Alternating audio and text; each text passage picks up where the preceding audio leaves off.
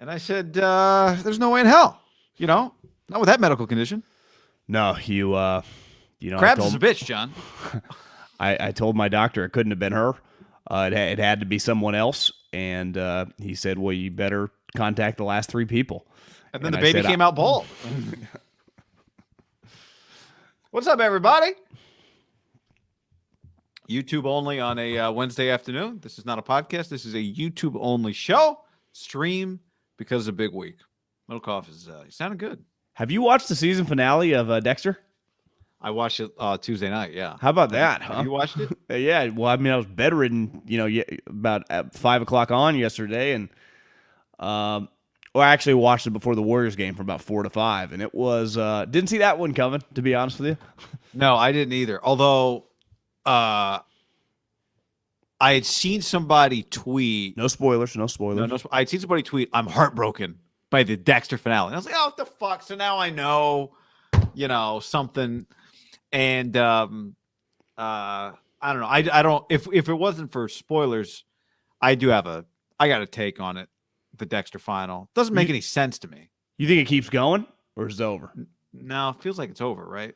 Yeah. Oh, that was just the last go round. Like get the band back together, get a couple people from previous. It's been a long time, right? What's it been, a decade since it's been going? It's been a long time, yeah.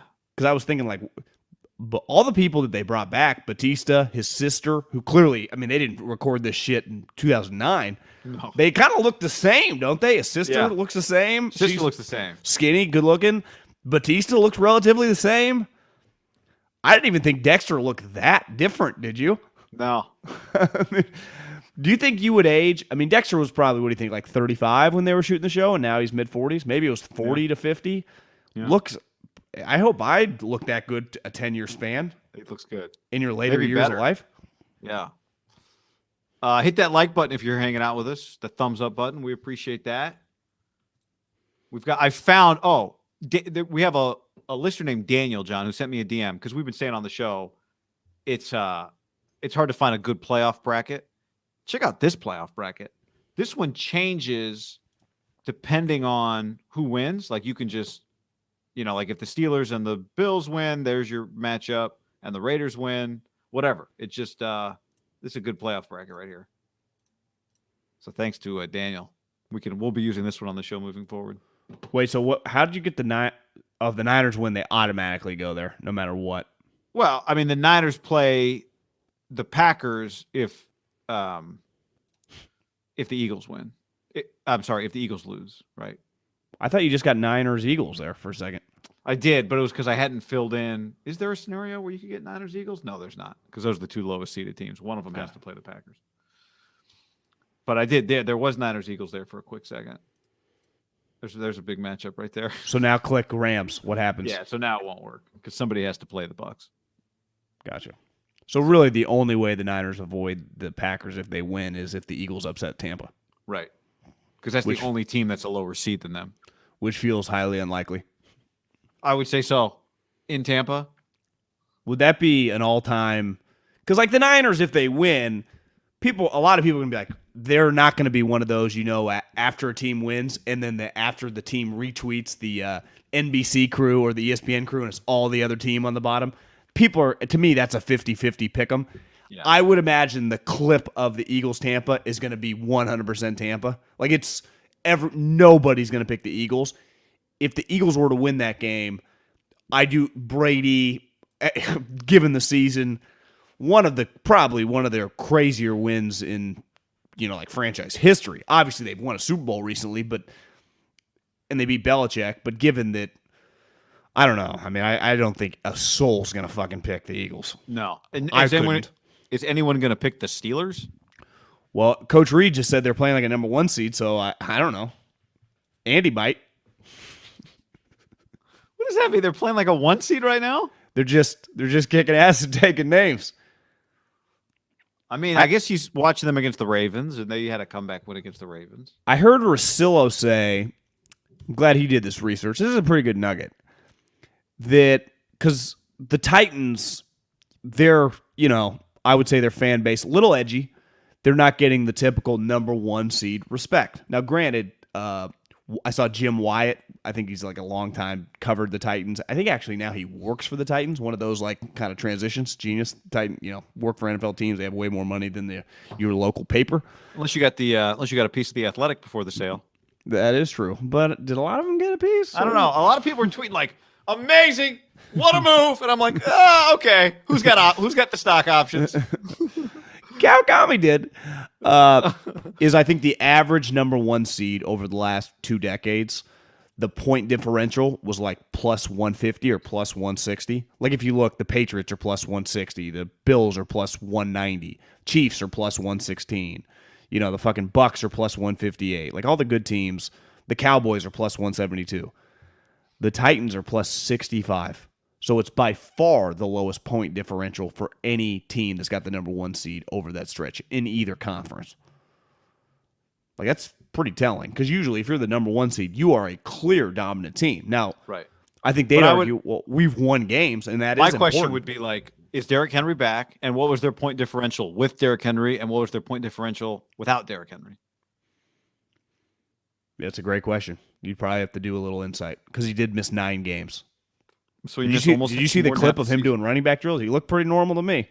Yeah, like, do they think he's going to be back by next weekend? A week from this weekend? I mean, I think he's fucking starting and getting 25 carries next week. Okay. Yeah, no, I didn't know what the latest expectation for him was. If you're practicing January 12th, I mean, they haven't announced anything, but I think sure looks like he's fucking ready to roll, which is you look at him a little differently. Yeah. Yeah. What's the scenario? Somebody asked, the Niners and Bucks cannot play in the second round. But like the Packers are getting Zadarius Smith's coming back, Jair Alexander's coming back. Nothing like getting your sweet players. Like, yeah, they missed the entire season, but we figured it out, and we're the number 1 seed, and they're now coming back. Yeah. Pretty good spot to be in. Rams getting Eric Weddle back. Big deal. I mean, who played knows since 2019?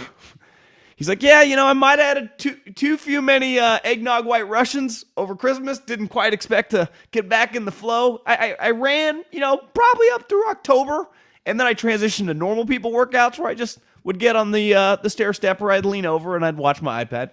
Somebody tweeted at me. They're like, any idea how much he's got left? And I'm like, no, only his neighbor knows how much he's got left. He hasn't been. What are you talking about? How much he's got left? When's the last time he played in the league? 2019. 2 years ago. Yeah. So he didn't even play the Corona season. Not unless he was in a camp or something. I don't even know how much he played for the Rams, but how much did he? Yeah, he retired after 19. How many games did he play in 19? Did he play the whole season? He played. Yeah, he was a full-time starter. But that to me is a pretty long gap because I would imagine during 20 he might have even told you like I stayed ready, I trained. By the second year. I don't know how you don't just transition a little bit to normal human workouts. Like, yeah, I'm just going to probably get 30 minutes on the treadmill instead of doing the parachute outside of the trainer today. Yeah, working out 6 days a week for 2 hours a day. And doing this, to me, some people, like, I work out fucking 7 days a week sometimes, consistently 6, but that is not. It's just kind of cruise. I just do it for my mental. My mentals, as Marshawn would say. I think the training shit to keep the fast twitch muscles, to keep the fucking strength. I mean, it is. You can't go in there and do a couple curls for the girls and, eat a protein shake and head home. Can you put a guy kind of like on retainer, like Weddle, call him in October and be like, Eric, you're like 5th on our list, stay in shape. And Eric says, okay, I'll do that, but like, can you throw me like a gym membership? I remember we used to like work guys out. And I think a lot of teams do this, and they tell them, like, hey, we're really interested. We just think you need to get in a little better shape. Or, hey, we just wanted to keep tabs on you. If we're an injury away from, us pulling the trigger. But who knows? I mean, obviously, I bet McVay and Weddle probably feel like they're just friends. Like, couldn't you see them of just, what are the chances they've gotten cocktails over the last 2 years? Yeah. Hi. So I could see him just texting him a lot, like, how you doing? Or could he be giving him the Sanu? Maybe Weddle's just crazy and trains and keeps sending him videos. Yeah. I wouldn't put that past him. Some guys are addicts, right? I mean, I see Bill Romanowski. He hasn't played in 20 years. For a 55-year-old guy, he looks like he could still give you some snaps. Jerry Rice, T.O. T.O.'s adamant, right? Still to this day.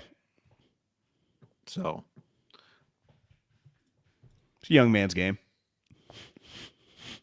So the last time was the first Bills game that Bill wore the Navy mask or the Army mask, whichever one. I think his dad Navy? was a Navy guy, yeah. And it was a sign that they were going to do nothing but run the football against the Bills on Monday Night Football. So now he's trying to go like we're going to go through the air. What is the highway to the danger zone hoodie? Yeah. What if he's going the okey doke, thinking the airplanes, aka the bombs, are coming through the air when he's really going to go ground troops. So you change all your coverages, but really he's just going to keep running the ball. That to me feels like he's doing that on purpose. You think Sean McDermott is going to freak out if he checks the box score? If you gave him a preview and the box score had Mac Jones throwing the ball 42 times, I don't think he'd have a problem with it. Is there a chance that he just really likes that movie? Cougar Linder got him that sweatshirt for Christmas and he just likes wearing it?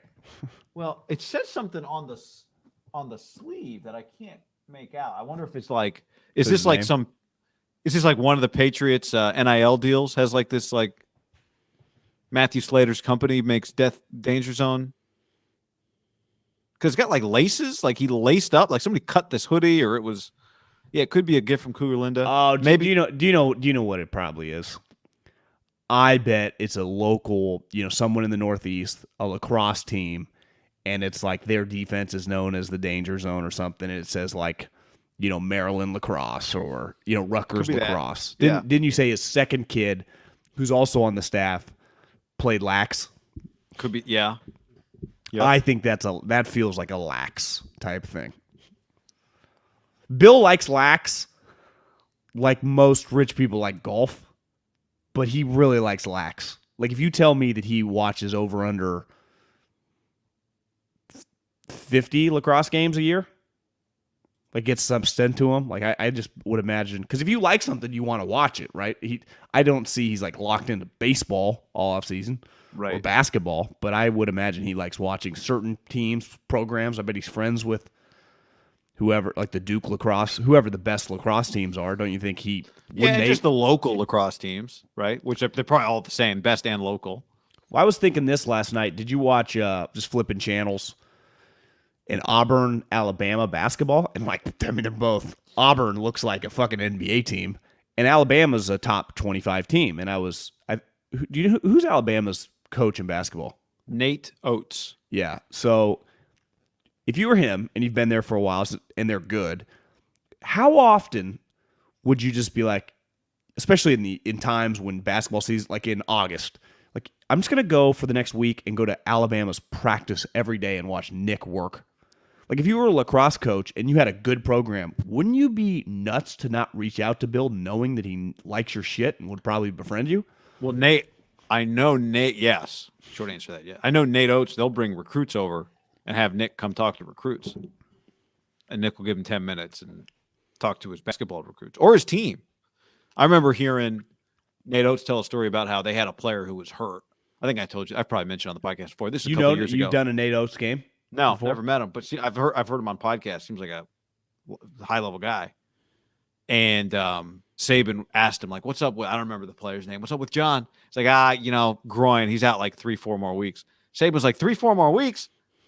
If he's a football player, he's playing this week. Nick was just kind of giving him shit. Because, Nick loves pick-up hoops. Nick a big pick-up hoops guy. Loves basketball. So I think him and Nate are pretty close.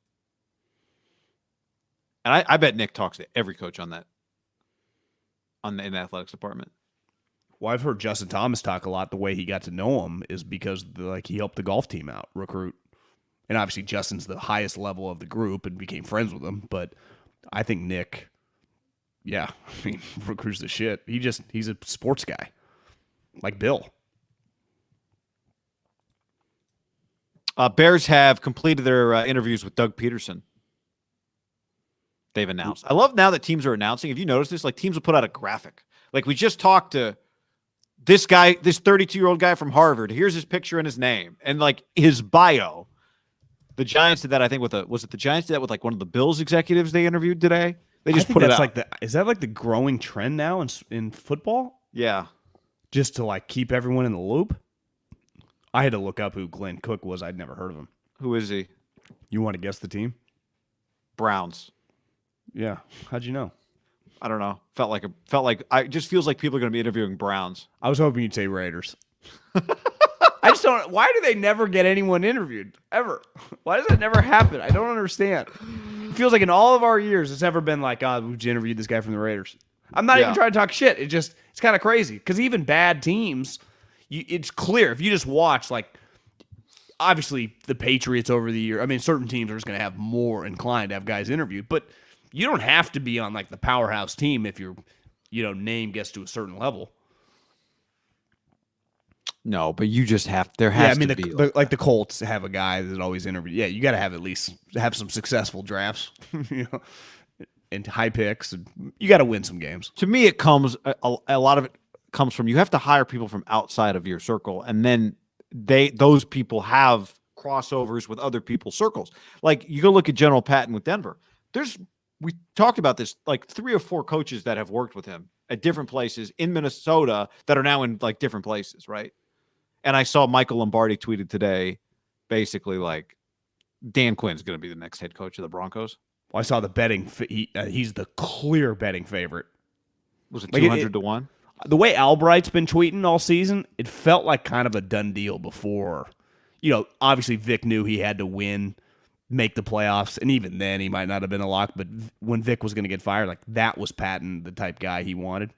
When would they? But they never worked together before. Now maybe they became friends over. I'm sorry, years. Who? Quinn and Patton? Well, Quinn never worked in Minnesota, right? No, but I heard somebody say somewhere. Hasn't General Patton been with Minnesota for like 20 years?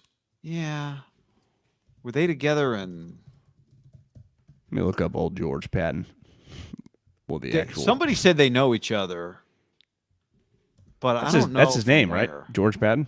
George Patton. Different spelling, but how do you name your kid? I mean, it's a great name. It's a fantastic name. The general had 2 T's in his name, I believe. So Patton worked, kind of got his in the late 90s with the Bears. And then UCLA guy. Wow, he is. I didn't know that.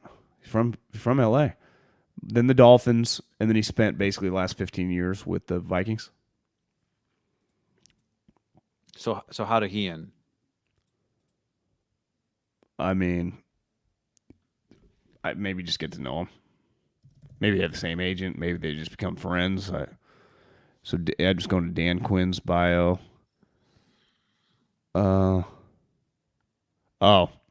Dolphins. He was an exec there when he was the defensive line coach of the Dolphins. They were there at the same time. So maybe you just have to be a place 1 year. You spend a lot of time in football together. You just become friends. You become lifelong friends. Yeah.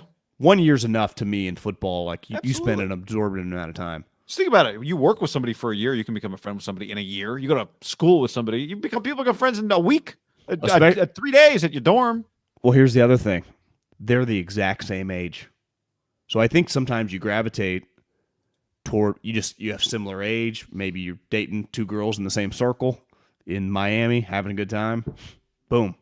Rest is history. We got the thanks to Eric who's watching the stream, John. We've got the numbers on the Titans point differential. Plus 32 with Derrick Henry. The Titans were plus 32, went 6-2. Plus 33 without, went 6-3. That's not that crazy, huh?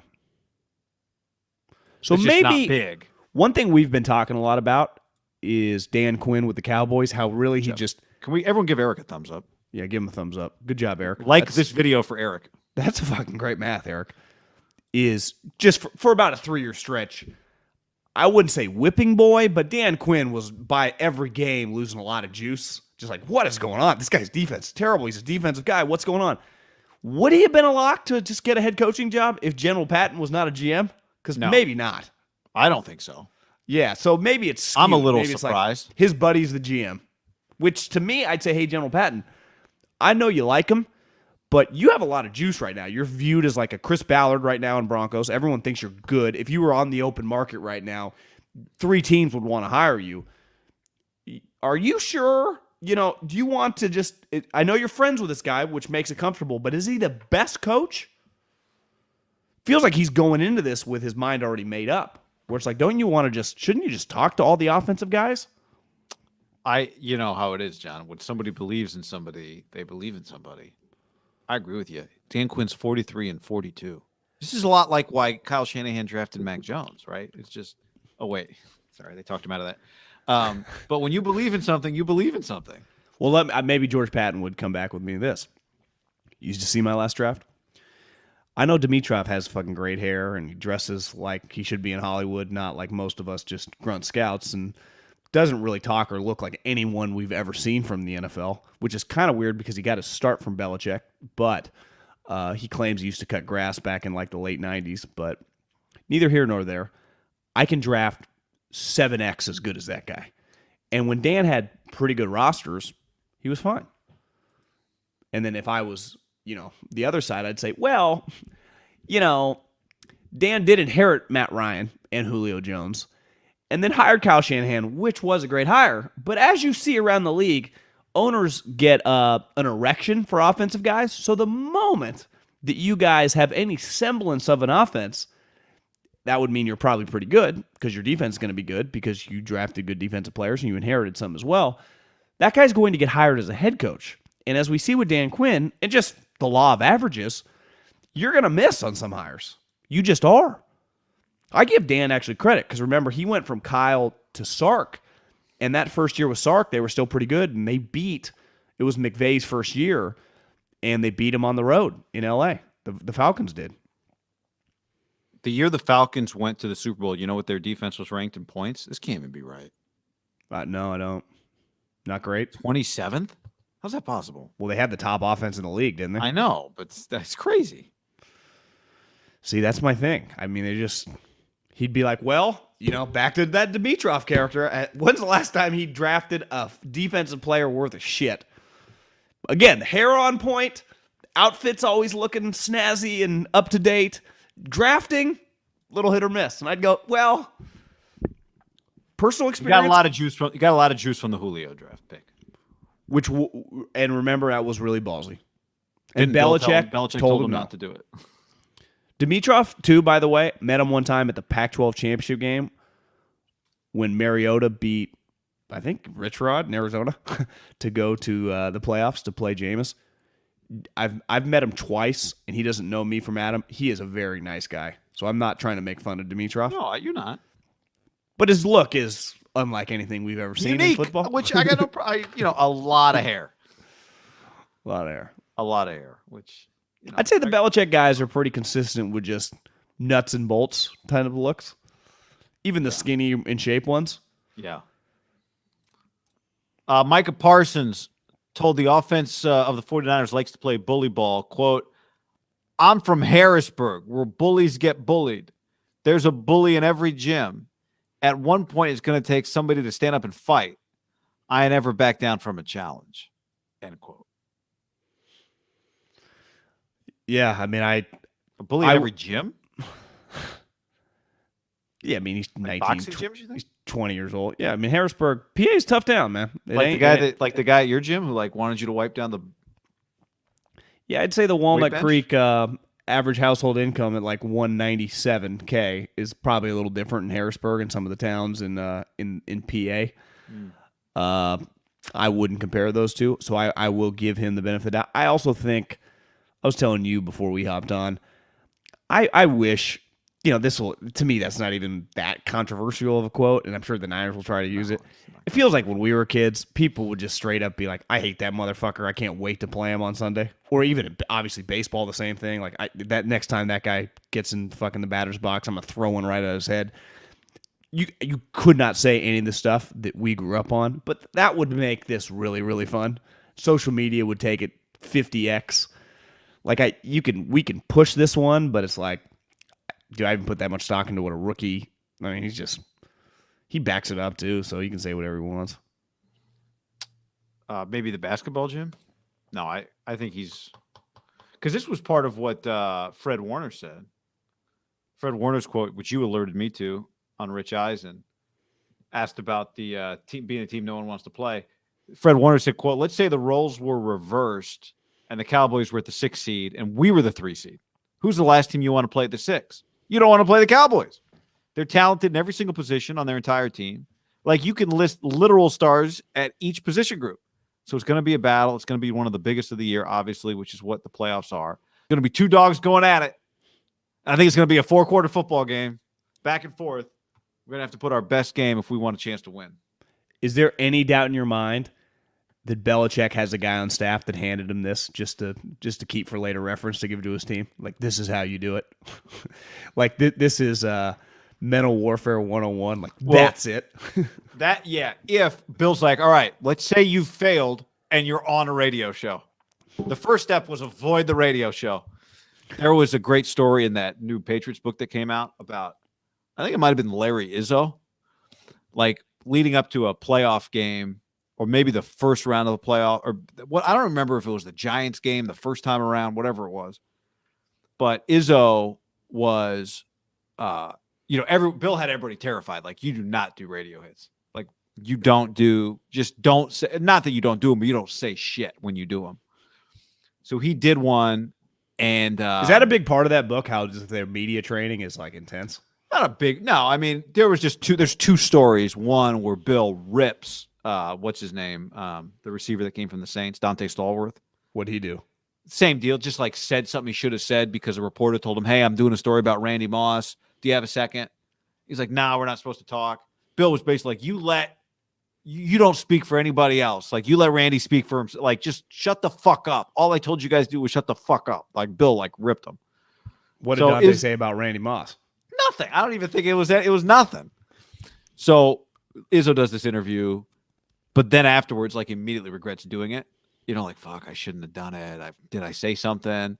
Like, immediately after practice that day, like, gets in the car to turn on the radio to make sure he didn't say anything that's, like, become fodder for sports talk, right?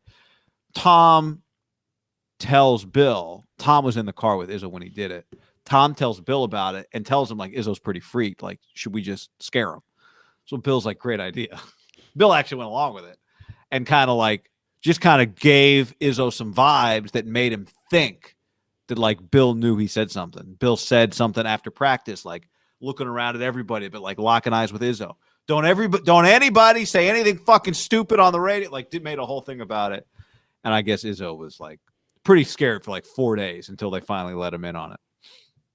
That's a pretty good story. Good little prank. That's one thing that's coming out about these other guys, his Bills guys, is they freak out about media stuff. To me, you just can't, like, I don't think Coach Reed spends that much time. Obviously, you don't want to say, you talk to your guys like, hey, don't say anything dumb about the other team. But, I mean, that is a point of emphasis in New England. One time, remember there was that Edelman interview? I remember telling you about it. I think you listened to it too.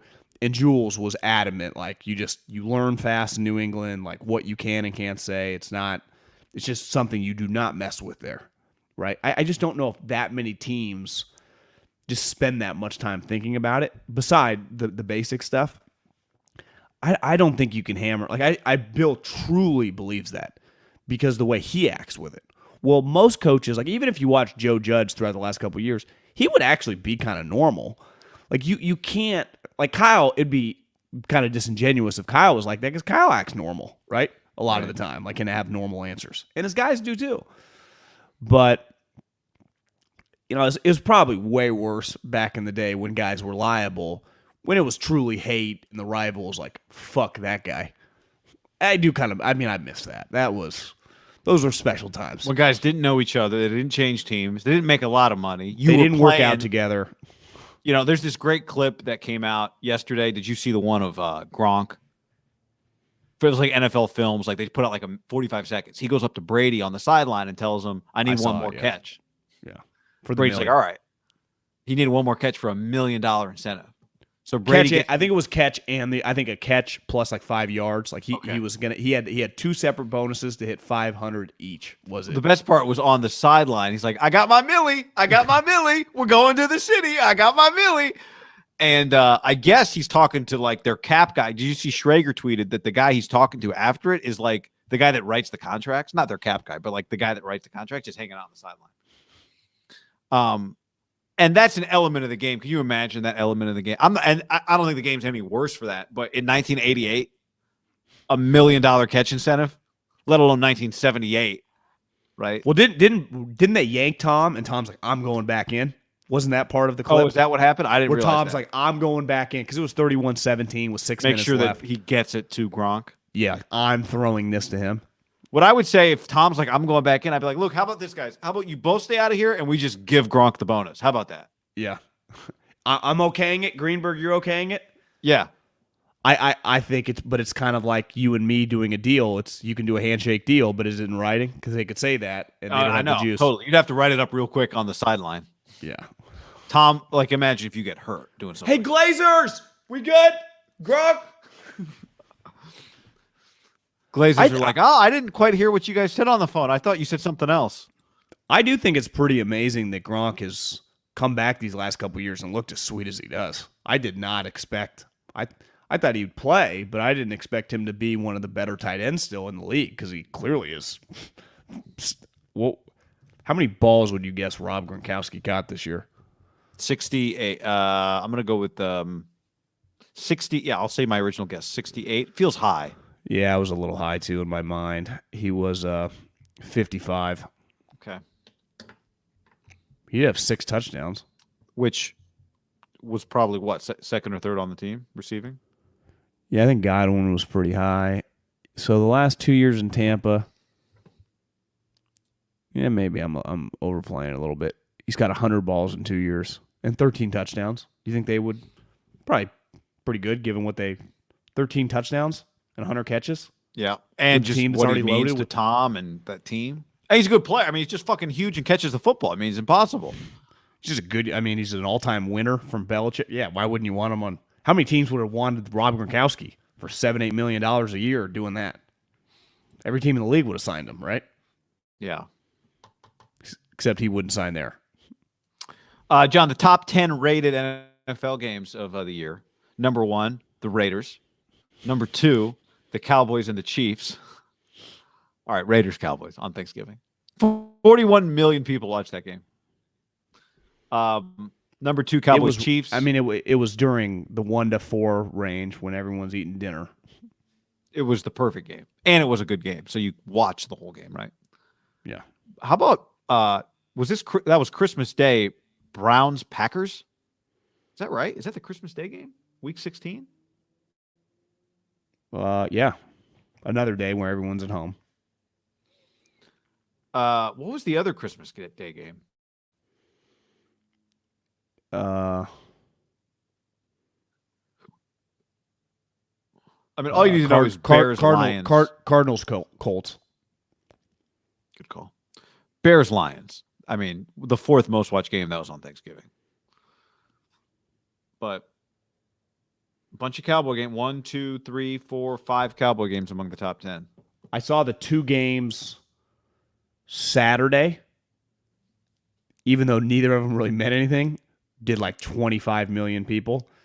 The Niners-Rams, for example, and even the Raiders-Chargers were both less than both the Saturday games. Really? It does just show you the standalone. Saturday. Yeah. Good call. Yeah. Because people, I bet if you added up the football like Saturday afternoon, Rams, whatever, people in New Orleans are watching the Saints, right? The Bills and the Patriots were both playing then. Like those people would have consumed that game if it was a standalone game. Yeah. Yeah. Like and also, there were 40 million people watching football. Yeah. Yeah. You might have watched all the morning games, then you got something else to. You watch Saturday and you watch Sunday morning. Maybe you just have to do something else. I mean, I don't identify with that, but me either. I build momentum as football day goes. It's like, wait, Austin, you're not allowed to watch football from Saturday at 9 a.m. up until Monday Night Football? That's not part of the deal? 12 year? Is that what it was? It was 12 million a year.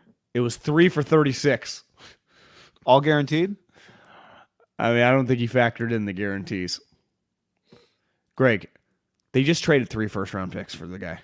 3 first-round picks for the guy. Now, if you want to bring him back, let's say he wins a couple playoff games. Listen, we're going to talk about it. You better bet your ass we will. But I could live with it. I can understand it. But there is no Jimmy Garoppolo extension after you just did what you did. Like there is ultimately the Packers situation. They just snuck into the playoffs in a year he got hurt twice. Just let's be clear about that. They just used a pick on Jordan Love at pick 27. The Niners went from 12-3 and obviously gave up 12 and then 2 future first-round picks. Could they get, let's just hypothetically say in this world, one, so you're saying Jimmy Garoppolo? Here's the thing, and I'm not the biggest Jimmy Garoppolo fan. He's going to sign for $12 million a season? He makes 25 now. He just fucking beat the Rams against a $35 million quarterback. Now, we can argue all we want, but he's going to sign for $12 million? Jimmy, you know what Jimmy would say? Get fucked. He'd say get fucked really loud. Trey Lance almost makes $12 million a year. Then it'd be like, then he'd say, oh, sorry, the way he does when he used the F word on his hand. No, there's not a chance he would sign that deal. $12 million. What do you think? Trey Lance makes like $7 million a year. He throws like 17 passes. This is sometimes, and listen, we love Greg. I was actually thinking, could we sneak him on? But then the week is so short, and I'm sure they're flying out to Dallas. Probably don't have time.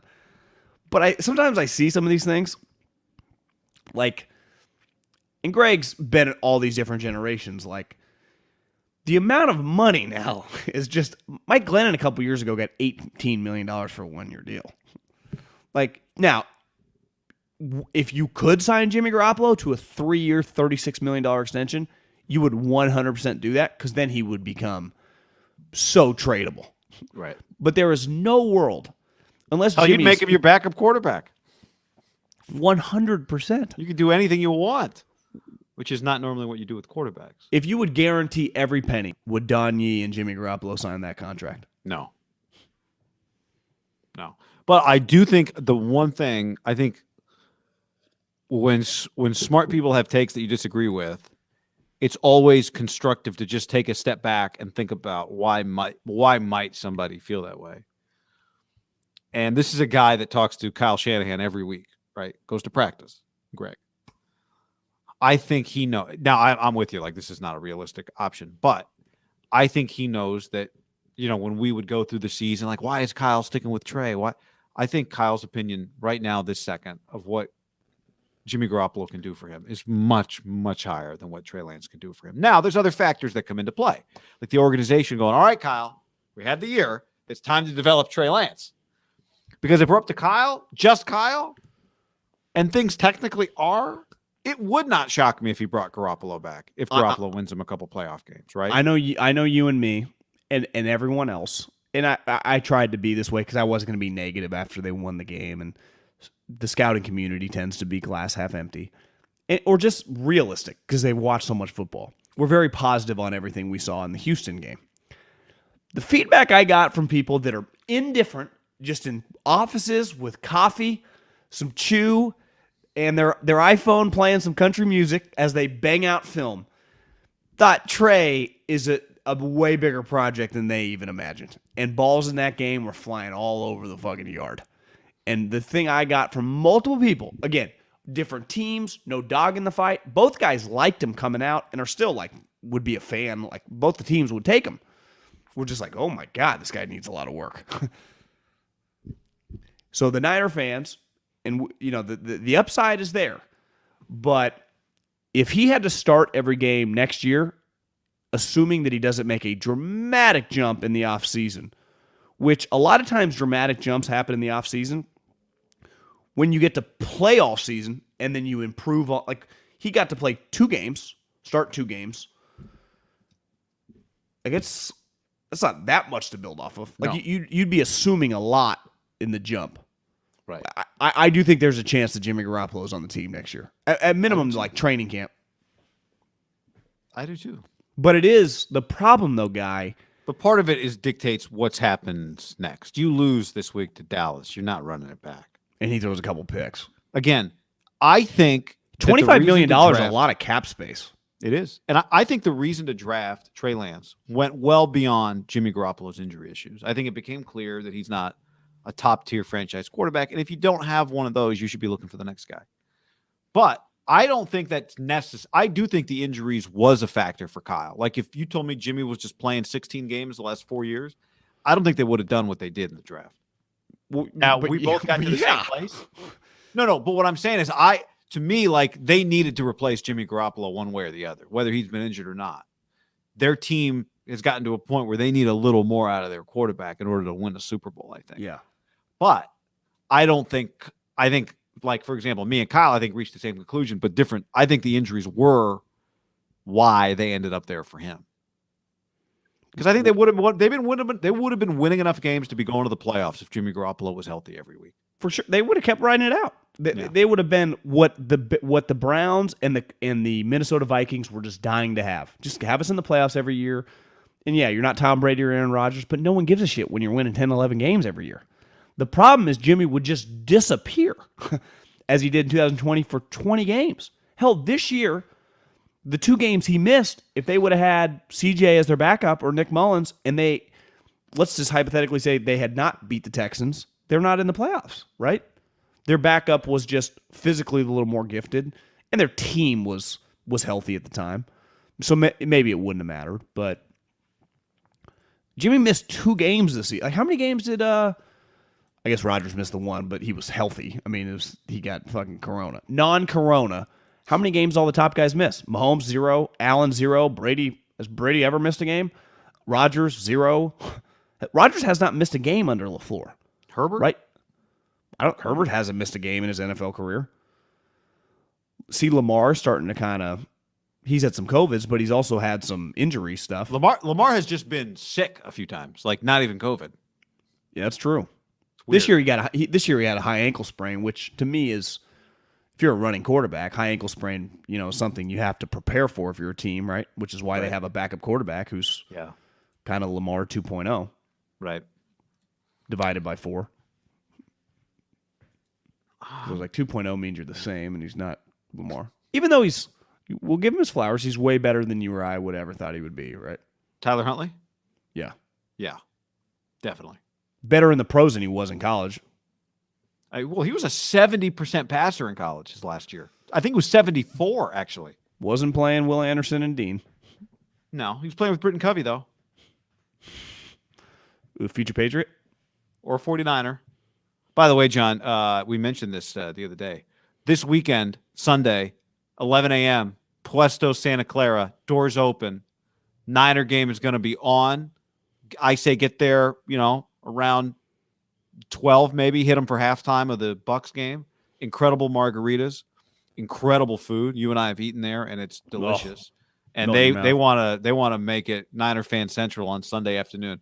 They got other locations too, depending where you're at, but Santa Clara in particular, they want to drive people down there. So if you're in the area, if you're thinking about doing something on Sunday, Puesto, Mexican Artisan Kitchen and Bar, the Adler brothers, Eric and Alex, jumped on the podcast early in the football season, and we loved having them, and we loved eating their food. Yeah, and so they want, I highly recommend. I mean, easy to recommend. This place is awesome. Yep, Watch Party Santa Clara, margaritas. Some, they got cervezas. They got the guacamole is bombski. Mm-hmm. The tacos are bomb. TVs will be obviously the 49er game. Like you said, watch the end of the Bucks Eagles.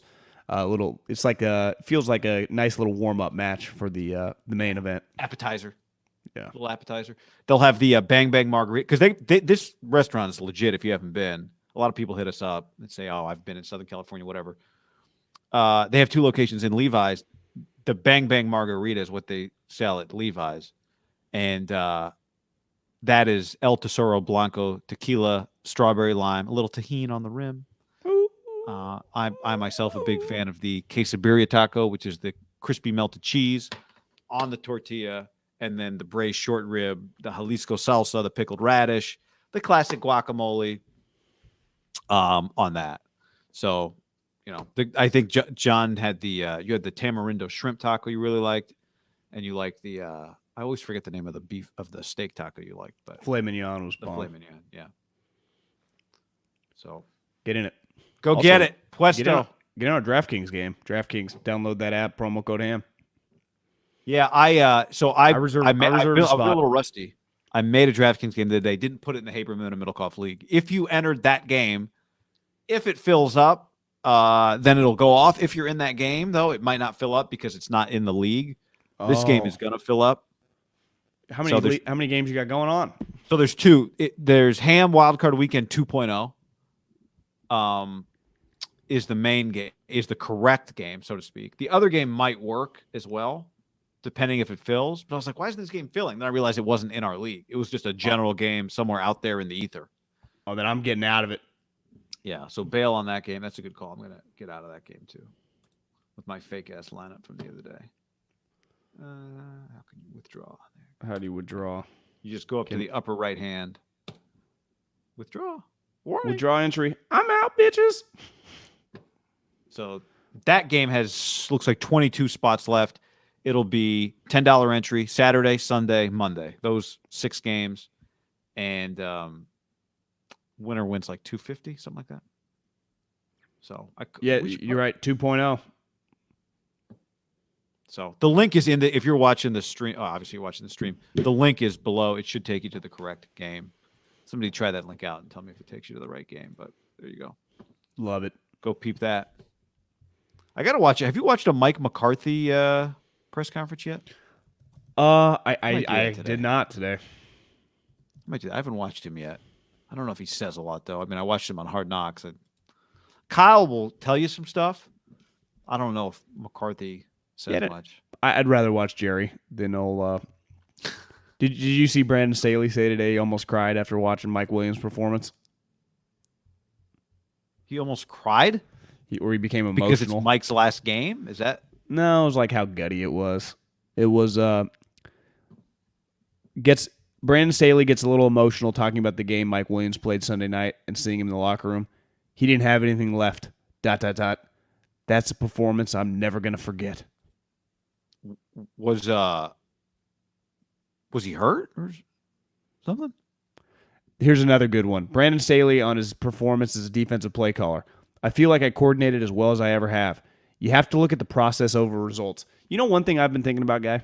Process over results. Is that the analytic communities love the process.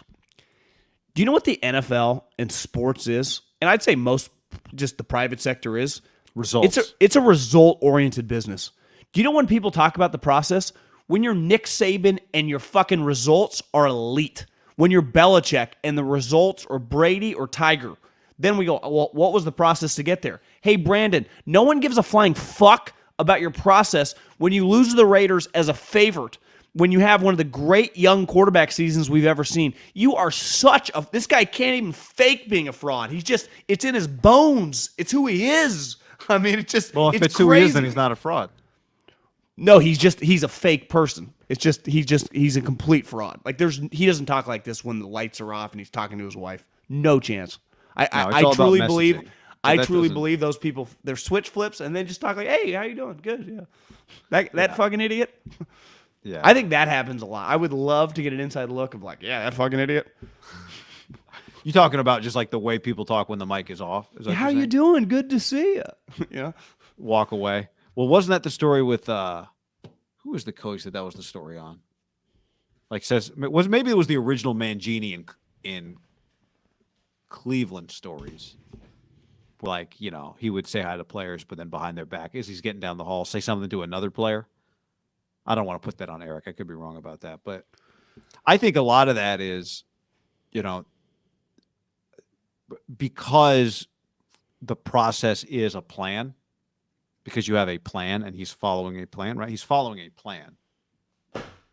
He's following a plan. When he coaches the game, he's following a plan. Right? The percentages. Which every coach is. I mean, right? Yeah. But you are writing the process before you've established anything. The process is written for you, as opposed to here is the process I developed over 10 years of being a head coach. Right? And to me, how you get to an answer is half of the value of the answer sometimes. How did you get to the answer? Because if you got to the answer of, this is what we do on fourth down, we play the percentages, this is based on the data that we get from the league, it's also based on the last 15 years of us going forward on fourth downs, then you're going to get a different result than strictly what the numbers tell you. Because you're also going to remember the times that the numbers told you not to do it, and you did it, or the numbers told you to do it and you didn't. There are exceptions to every rule. Well, it's funny. Gottlieb's a big Charger fan at his core, and he called me up on Monday, And, his fandom was coming out. He's mad. He thought the Raiders were getting calls. And he's boys with Telesco. Like, I think they're really tight. But he was like, the fourth down numbers, I think, because when the game ended, that was the only fourth down they didn't get. Was in that against the Raiders was that one where they were pinned. They were like 7 of 8 or 6 of 7, or their fourth down was basically perfect. Well, remember when you and I were watching the game, the last quarter and a half, the fourth quarter and then overtime, some of those were like 4th and 9s or 4th and 11s. That's Justin Herbert making a fucking incredible throw. Like, I don't give you the same credit for going on 4th and 10 when you're down 10 in a must-win game, right, as I do going for it in the short yardage situation. It's a little skewed in that situation. In overtime, definitely that final drive in overtime, Herbert hit multiple 4th and longs. Because remember, you asked me one time, we kind of like lost our train of thought. We're like, what had just happened? It's like, yeah, Herbert just hit a 4th and 10. That is not, you are, any team in the league would have had to go for on 4th and 10. Like, that's just, you have no choice. You're down 3 points in overtime, right? At your own 30. You can't get a field goal there. That's not, you don't get credit for going for it. And that happened multiple times with John Elway, the second coming, throwing these frozen lasers that are hitting guys in the hands. Because that was the analytical community kind of took a circle jerk on his fourth down percentage that game. It's like, yeah, well. Yeah. Well, I know the chart says go for it there. Somebody posted that, like, hey, do what you want with this. This is not my opinion, but there is a chart on the 4th and 1 from their 18-yard line. Maybe not everybody's chart says that, but there is a chart that exists, the numbers that say you go for it in that spot. If your chart says that, you should probably rip up the chart. In the second half, down 3 points? Well, look, to me, it's as simple as like, do you? To me, it's not about ripping up the chart. These are the numbers. This is just telling you the cold numbers based on years and years of data. It doesn't tell you who you're playing, when you're playing them, what the score is. Well, actually, some of the charts actually do have score and time. Because like one thing at the end of the Pac-12, at the end of the Rose Bowl, you remember Utah scored? And they ended up kicking the extra point, and then Ohio State, they tied the game, and then Ohio State comes back and wins the game. The backup quarterback drove. Remember the backup quarterback throws a touchdown with like almost 2 minutes left, right? Yeah, and the chart would have said go for 2 there to try to. No. Kyle Whittingham said after the game, that whole drive they were going to go for 2. Like if we score a touchdown, we're going to go for 2 in the win. Then they scored faster than they thought they would score. Well, the kid was slicing and dicing them. Yeah. Whittingham said after the game, he's like, honestly, we're an analytics team. Like, we use the analytics. Our analytics said at that point, kick the extra point, don't go for 2. And to me, and I understood it watching it live, like that's a time-based decision. Because if you go for 2 there and you don't get it, now you've essentially ended the game with like 1 minute and 50 seconds left. Because I don't know if they had any timeouts left. But now Ohio State can just kneel out the game or just it's over. It's over. And so that's why, if there's 48 seconds left, I bet they go for 2 and try and win it right there. Yeah. If there would probably been anything, under. So I said it to say, like, the time and place is definitely factored in. But I just think the process. Here's an example. I was talking to a buddy of ours that's an NBA scout on Monday. Oh, yeah. I love that guy. And we were talking about this. Same organization? Same organization. And we were talking about this. Things are looking up for him. Things are looking good. They're doing well. He's picking good players. And we weren't talking about football. We were talking about basketball. And he said, like our analytics guys will give me like a readout of say a player's defensive numbers, and it'll have steals, let's say. He's like, well, not all steals are the same thing. Do you go for a steal a lot? 3 times you get it, 5 times you don't, and it creates a basket on the other end? He said, when I chart a game, I have different kinds of steals. I have an on-ball steal. I have a steal if you jump a passing lane. It's like those are different things. If you steal the ball on ball, that's incredibly valuable because they're probably like Tony Allen or Andre Iguodala in his prime. First of all, that's you taking the ball mono. Like that tells me something about your skill set. Chris Paul. Also, now don't get me wrong. You go for a steal, you can get beat on that play. But if you go for a steal in a passing lane and don't get it, you probably create a basket because there's a 5-on-4. That's a different risk potentially than if you're in front of a guy and you can poke it away. So that's That's one thing. He said the other thing that they'll that he logs differently than the analytics log are like, let's say you make a bad pass and the other team intercepts it. That's a turnover. Let's say you make a bad pass, the other team just deflects it out of bounds, but now there's 3 seconds on the shot clock, and now you're inbounding with 3 seconds on the shot clock. You've put your team in a really bad position, even though you technically didn't turn the ball over with that pass. He said that's an almost over, and I'll log an almost over. So there are things that are just so contextual, and the reality is to not use analytics is moronic. I mean, it's incredible. It's an incredible level of you are putting yourself at a disadvantage if you don't know what your numbers are, what their numbers are, and the numbers that they have are, because they're making decisions based on no team does, though. I mean, every team uses no team does. Yeah. Analytics and stats are it's the same stuff for sure. And anybody, you've listened to coaches talk about this stuff. They all do it. They are also making decisions about how to use the numbers they have. But my issue is now I get like Harbaugh has to, they talk about it, the Ravens have, because they have consistently gone for 2 more, so he gets asked about it.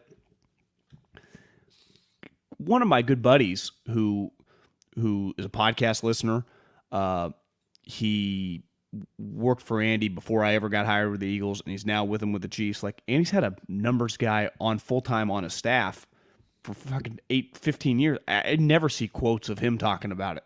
It's like Sean Payton. Like, again, if they get asked about it, they have to talk about it. But I think some teams, like I think Brandon Staley is, now part of it has been his moves get talked about it. But I think, he wants that lane. This is where I get back to that lane. You love being in that lane because you get more credit. And everyone's like, his results, his process. You know what matters? You know what wouldn't have mattered? Like what Kyle's process was if they lost that game and they didn't make the playoffs. Do you know why Kyle gets credit? Because he won the fucking game. That's the whole point of any of this stuff. Well, who had a great or to lose? Who had a great process with draft value? The Dolphins, and then they picked the wrong players. Everyone, I repeat, everyone jerked the Dolphins off for the Laramie Tunsil trade, and then they ended up with Tua, some other guys that they don't really like, a terrible offensive line, awful. So it's like, sweet. It's like that. And I'm all for, restructuring and using those moves. Like the Jets, the Jamal Adams thing. Sweet.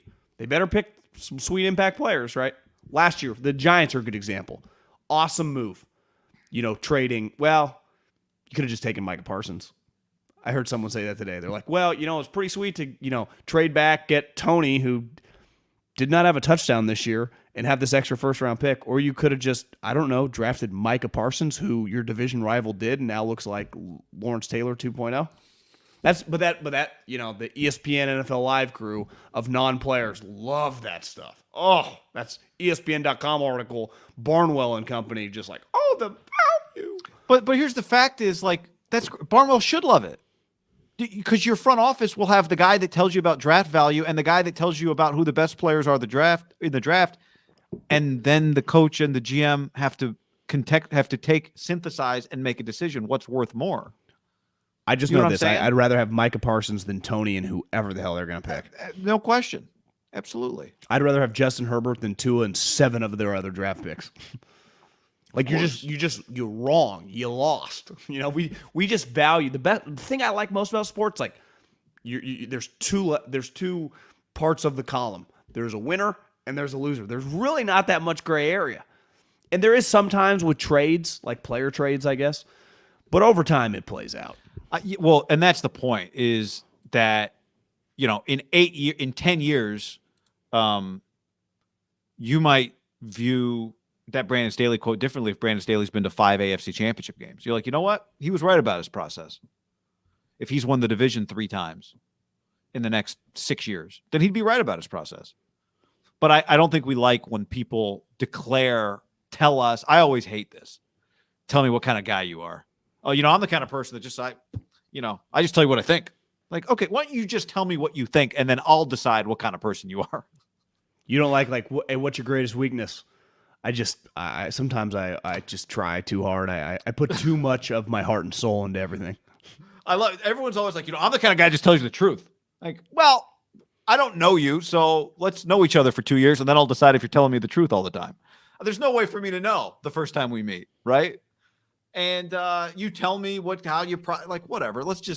These things take time to play out, and most times people are full of shit. Do it first and then tell me how you did it. I also think, in fairness to young people, they don't even know what to say or not to say, so they just say some stupid shit sometimes. They just reiterate what else they've seen. Players, like college athletes, I don't. I don't even put that much stock. Like Micah Parsons, I give him smart, not smart. I don't even care. He can say whatever he wants. I do put more things into Joe Judge, Brandon Staley, older people, what they say. You're either playing the game. Like, I watch Vrabel. Now, he should be more secure. But I just thought, this guy's just being Mike Vrabel. Like that. And right. I've met Mike Vrabel, and he acted exactly like the Mike Vrabel you see. Call me an idiot. Those are the type of people I like. Just act like you are. Now, maybe you're an asshole. Maybe you're a good guy. I don't care. But just be yourself. And when I see these people that put on the hat of just you're trying to be a separate human from who more than likely you are, I just call a spade a spade. I call you a fraud. Because I think it's very fraudulent behavior when you are putting on an act in front of the cameras. Because isn't that what being a fraud is? Putting on a separate hat for a reason? Yeah. I mean, I guess to me, it's not quite that simple all the time. Sometimes coaches message certain things publicly. 100%. But I'm just talking about for him being so over the top with everything. It's pretty clear what he's doing. Yeah, unless he actually cried. I mean, now I got a different question for him. I don't know why he would have cried. I would give him an apology if he said, "Here, my wife has filmed us for the last month. You can see I act exactly the same."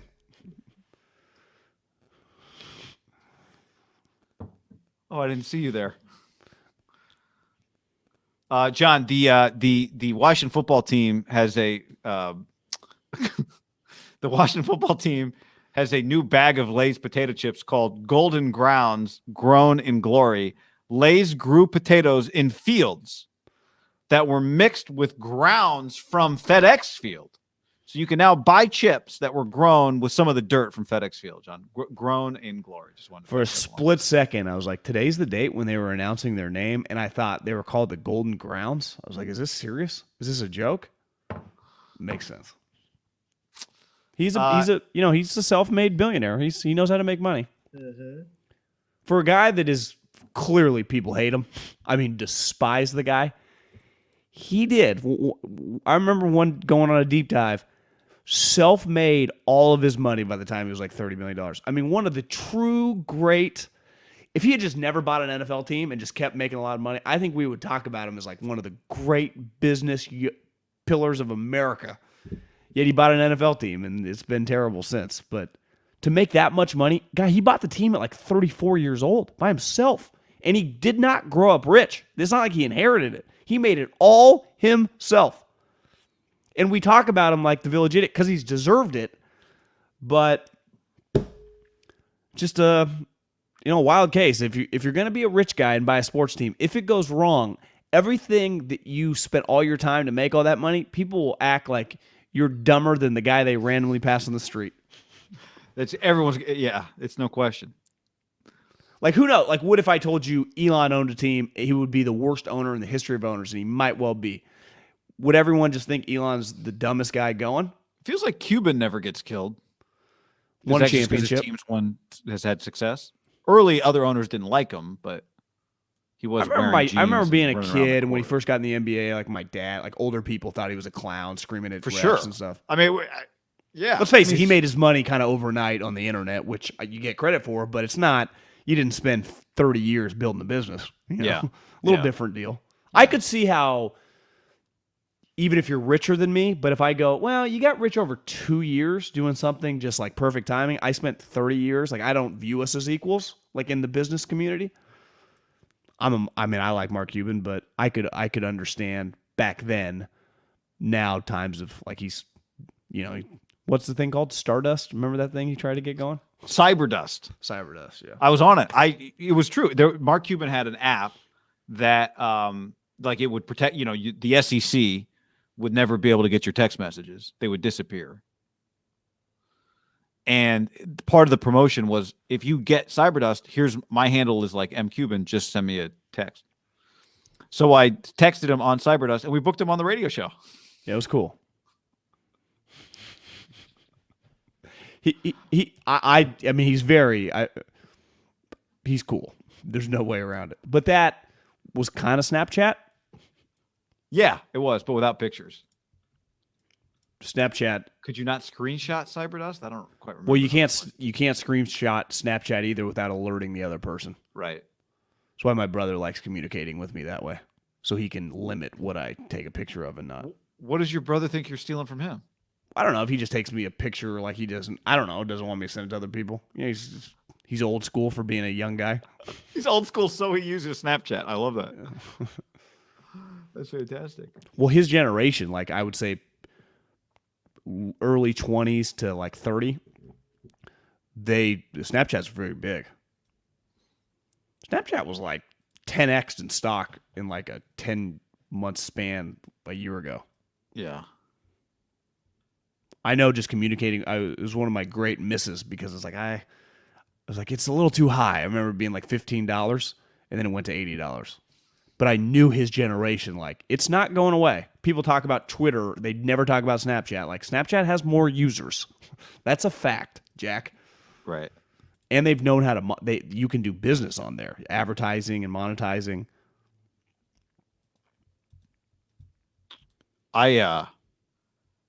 John, oh my God.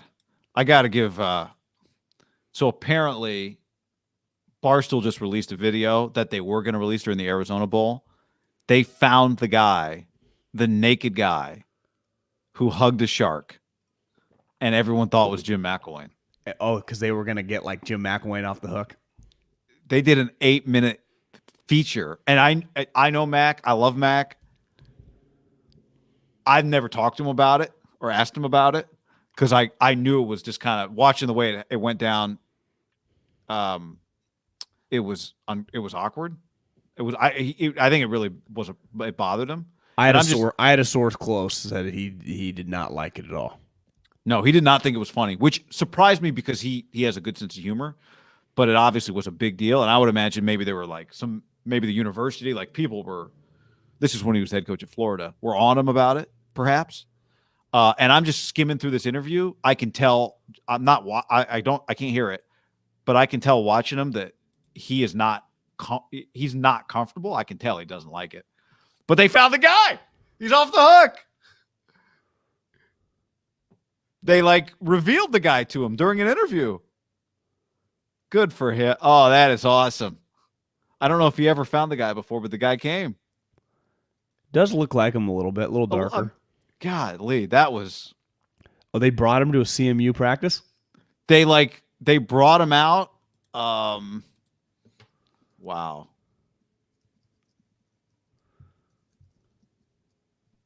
Mac wearing cowboy boots in that interview? He's from Montana. He might be. Yeah, he's wearing cowboy boots.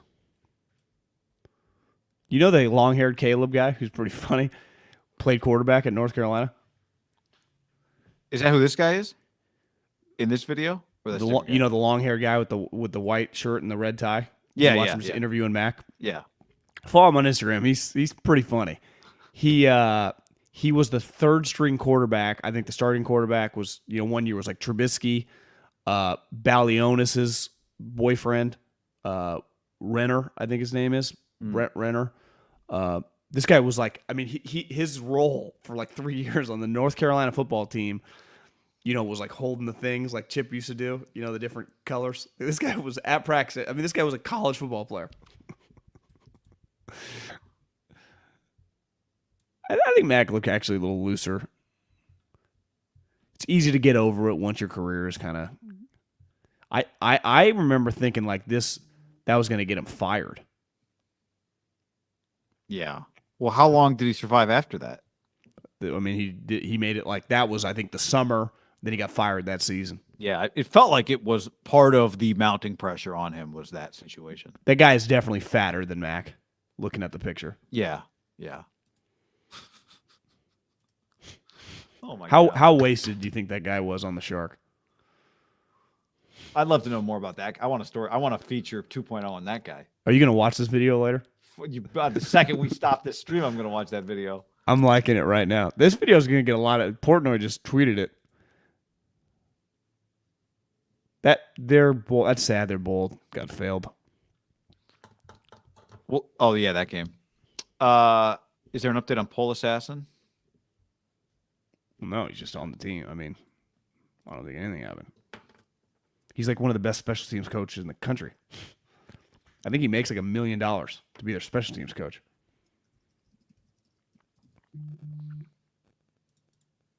I forgot about him. All right. I think that means he's on the staff. You think so? 100%. Because think who the coach is, West Coast guy. Yeah, we just got a text from a buddy who has just sent us, I guess, what would be the slogan for a major college football program. It'd be like if you said "Roll Tide." Well, if you had a football buddy, you'd be like, "You just get hired by Nick Saban." Whatever the Roll Tide is, or like, what's another thing?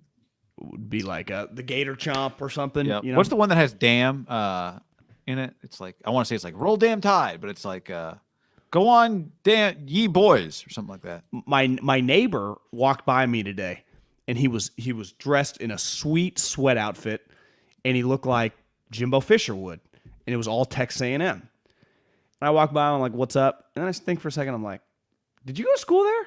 After I walked like 15 feet by him, because I'm like, "Well, you wouldn't just be wearing that." He's like, "Yeah, graduated from there, a decade ago or whatever." I'm like, "That's pretty badass. You live in the Bay Area now?" He's like, "Yeah." He's like, "It was fun." And we bullshitted a little bit about football in the SEC. He's like, "Yeah, it was a little easier when we were in the Big 12. I went to a game there once. It was awesome. Yeah, it looks like it's official. What? Auburn football. Joe Bernardi joining the Tigers staff, according to a report here. Can you pull it up on the some Fly War Eagle? Pull it up on the big screen.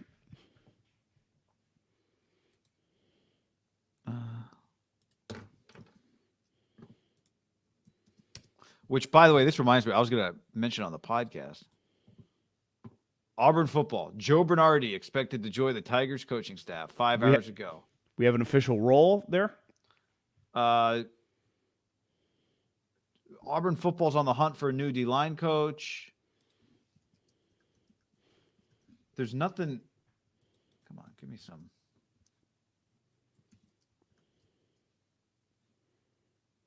It doesn't actually say anything in the story. 24/7 Sports, here we go. Reports that Brian Harsin will be adding Joe Bernardi as an offensive assistant. He worked with Harsin. Yeah. Where'd they work together? Well, actually, it doesn't say. I've started misreading a sentence, but there you go. So, War Eagle then. I mean, it's not like we're back in the SEC. Yeah, I mean, not a competitive place at all. So Alabama. Who are you playing this year? Oh, Saban, Kelly, Jimbo, Lane, Mike Leach. The coaches convention was in Indianapolis last weekend. Our buddy Eric Brown, head coach of the Clovis West Golden Eagles high school football program, told me he met a guy, hey, I'm Eric. You meet, you say your name, and the guy said to him, "Wait, are you the guy they talk about on Haberman and MIDDLEKAUFF? Another high school coach from Southern California." No way. I swear to God, I got to get his name. I think he said he was from Dana Point, Southern California, wherever I think was the name. But he's like, "Eric Brown, I recognize you from Haberman and MIDDLEKAUFF's podcast." Did they go to dinner after? Yeah, I don't know. Maybe he's his new offensive coordinator. I don't know what the deal is, but we'll get some detail. I got to find that guy's name to give him a shout out. But yeah, pretty good one. That's incredible. That's a good one. Absolutely love it. All right. Anything else that Kyle Shanahan said today we needed to break down? We didn't spend as much time probably. I do think, and I expect it, but it is a really big deal if Trent Williams plays or Trent Williams doesn't play. Somehow they got away with it last week. By the grace of the football gods, I do feel pretty confident saying they would not win this game with a rookie 6th-round pick. That's what he was, right? McKevich? Or whoever. Colt McKivitz. That he was drafted this year. And you can only have, correct? Am I right on that? I thought it might have been second year. Yeah, 5th rounder in 20. Okay. Like, you could not, because you would put Micah Parsons on him all game. You just couldn't do it. Yeah. I give Colton a lot of credit for even playing it, as well as he did. The way Shanahan said it was he's better than he was on Sunday. And, I think McKivitz held up for sure, but you're about to play in a primetime game. When I say primetime, I don't mean the time slot.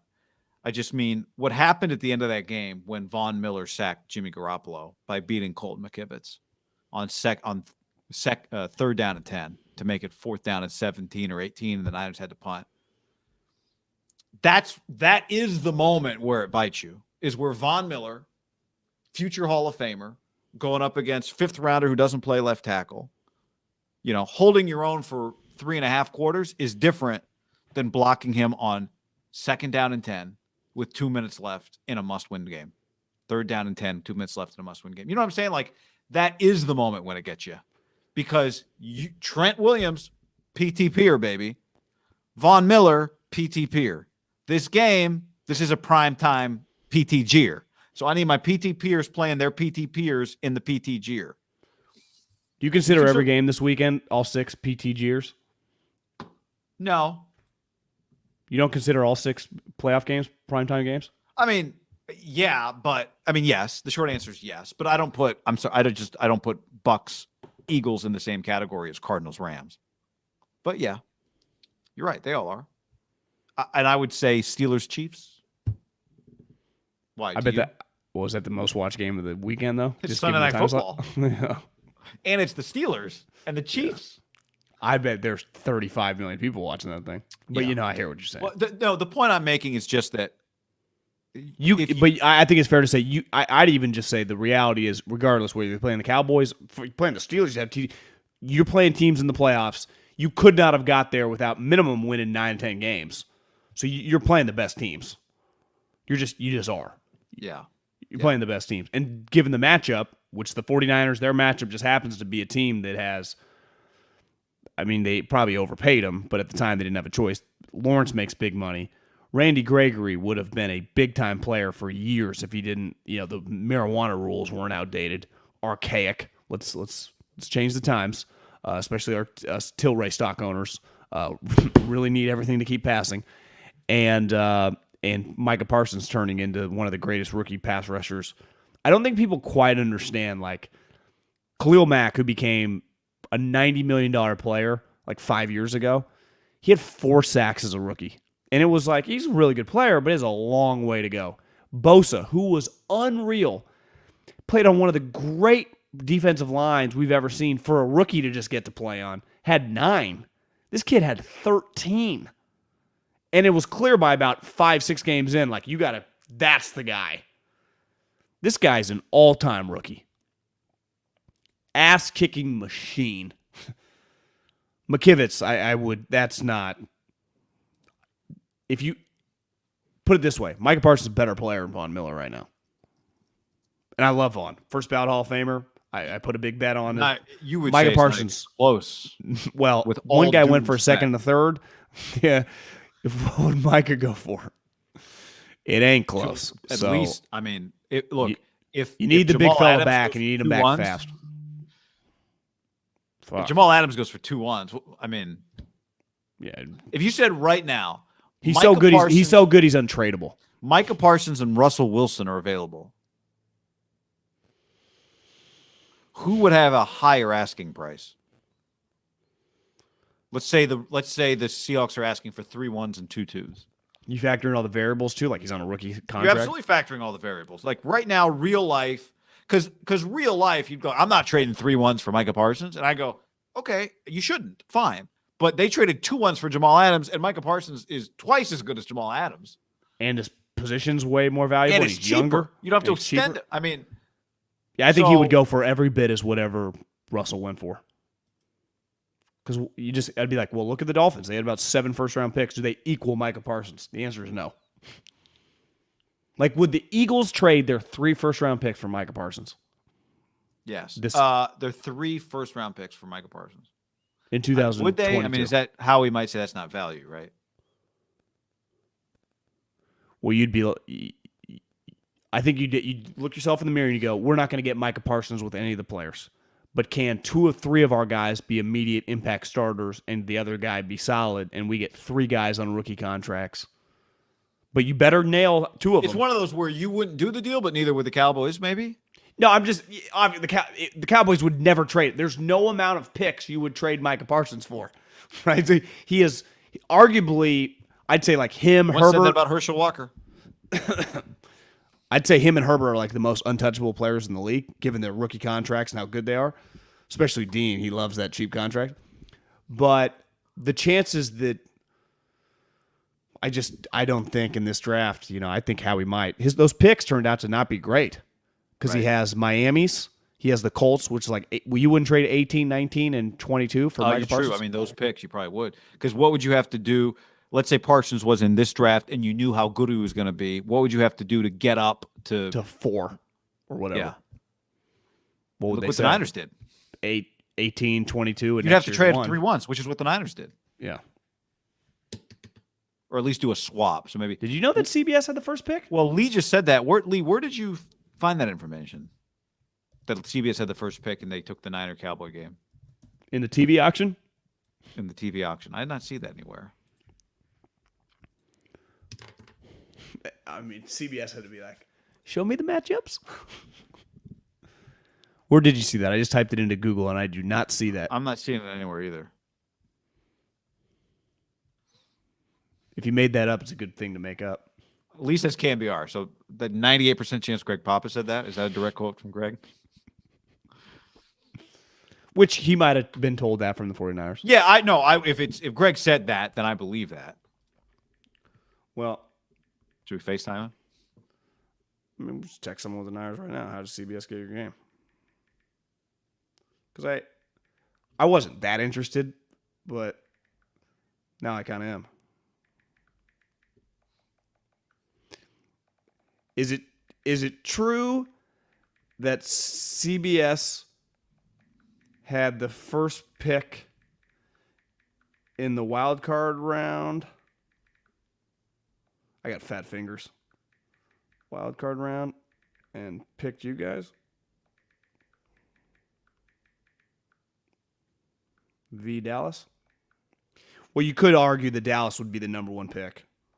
Like, yeah. I mean, I'm not going to. Dallas might have been the number 1 pick regardless who they played, right? Well, yeah. I mean, just think about the potential matchups. Dallas Eagles. Yeah, I would have been high. Dallas Rams would have been high. High. Dallas Cardinals probably would have been the lowest of that group. Yeah, they wouldn't have wanted that. You wouldn't have got. I mean, Dallas Bucks would have been very high. How could you have had Dallas Bucks though?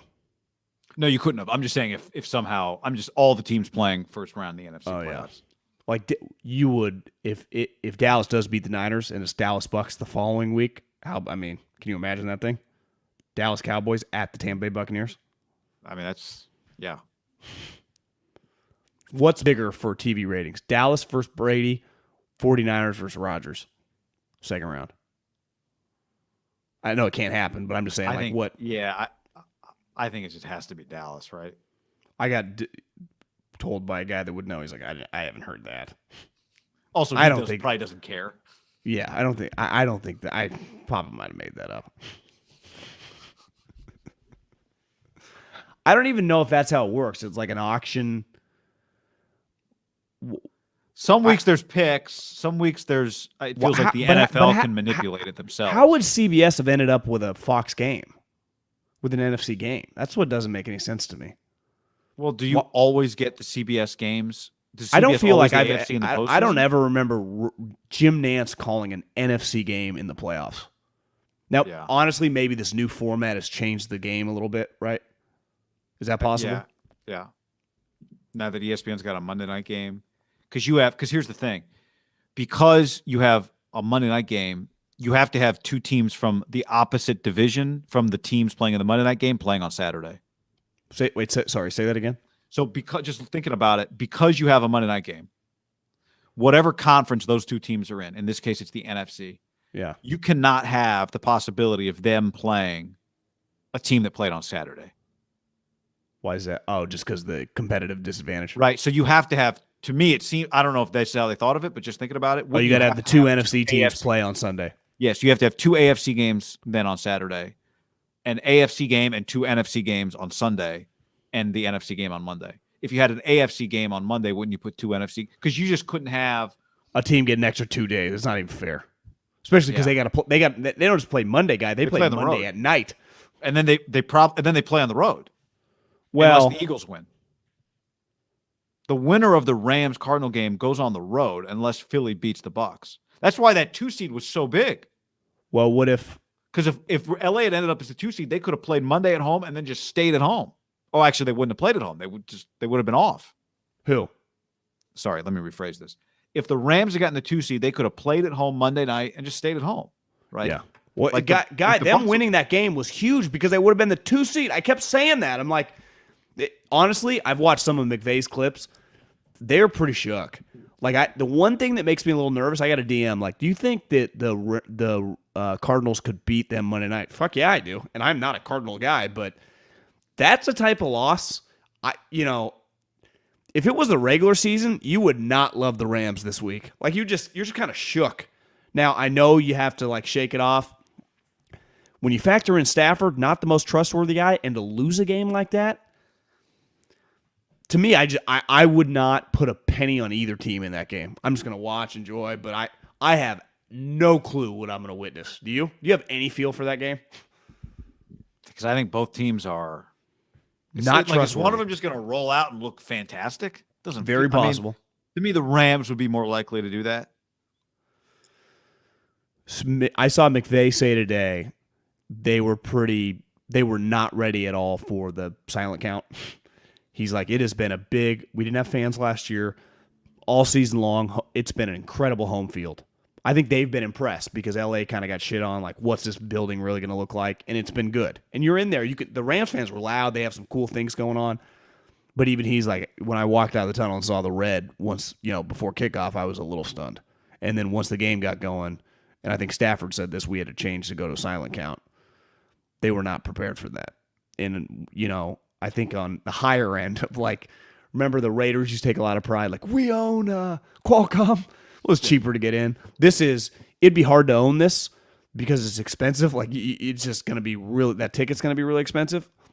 And I bet most teams would not, that wouldn't choose to go to that game. Niner fans, because I asked a buddy this today. Let's say it was, I actually think it wasn't 60-40, but it wasn't 50-50. I'd go Niners 55-45. Of that percentage, I have no clue. I mean, what percent do you think live in Southern California, and what percent from Fresno North either drove or flew down for the game? If you had to take an educated guess. Of the 55%, that's a good question. You'd So say if that's came from, if that's outside of the 100%. LA area. Yeah, Right. they'd either had to drive several hours or fly in. So if you came from Fresno, that's their I would out of count Fresno and Santa Barbara. San Diego. I would count San Diego. Yeah, it's an hour So- drive. Okay. I don't know. That's a great question. I'd guess 50%? yeah, I mean I was going to say maybe a little higher than that. Maybe 60%. Think about this. Larry drove from Sacramento, and it took them 5.5 hours. So, and that's about as high as people are coming. If you live in some of these other places, the drive isn't that crazy. And the flight, it said an hour and a half. I don't know why it always says that on the ticket. It takes an hour. Yeah. The flight is really easy. They love to tell you they got you there early. The flight's easy. I think the Niners are going to own that fucking place moving forward. It'll be interesting to see what it looks like this week in Dallas. We've seen what it can look like before. And everyone loves to be like, don't sell them your tickets. It's like, yeah, you guys don't sell them your tickets. I'm about to make 3X. Yeah, I don't think we're winning the Super Bowl anyway. Do you remember Harbaugh's Was Harbaugh's first game or it was It was last his game? last year. And it was a Niner home game. It was the week 1 or week 2, his last year. I think it was week 1 because Glazer had said that shit the morning of the game. Remember, Eric Reed had like a fumble recovery, I remember, for a touchdown. Early. They were kicking their ass, and the Cowboys kind of came back. Yeah. But it was kind of like, yeah, you guys are acting like we're still pretty good. And you just like looking at this team and like, it's going to be hard for them to suck. Yeah. But would it shock you if it's 50-50 this weekend? It's a big stadium. Right? Yeah, it's massive. It's a big stadium, meaning like there's a lot of Cowboy fans that can be there, and still there can be a lot of seats that got sold. The price, from when I've looked, the prices when I looked are pretty outrageous. Like for solid seats, you're talking a G each. Yeah. People just not pay this last one, which was way cheaper. It was still really expensive, and going to go to this one. Is the fan base just really rich? It doesn't matter. Once in a lifetime experience, you just throw it down. I mean, the Niners and Cowboys haven't played in the playoffs since 1995. If you spend $1,000 for a ticket every 30 years, if you view it that way, you know. I saw Kyle. Maybe he did the call with the Cowboys reporters yesterday or something, and he was saying like, this means a lot to me. This game, he's like, when I was a kid. For 3 straight years, I was on the sideline when my dad was the coordinator. I was like, I thought we were the best team in the league.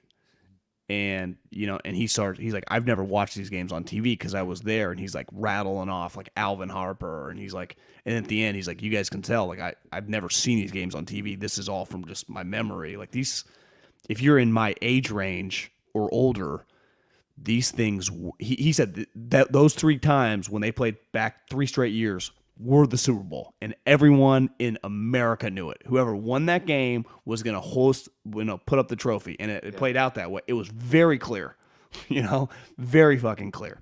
And then like Dion and Ken Norton, and then some of the star players were going back and forth Charles to different Haley. teams. Yeah, it was, Earlier, Steve Young couldn't win the game.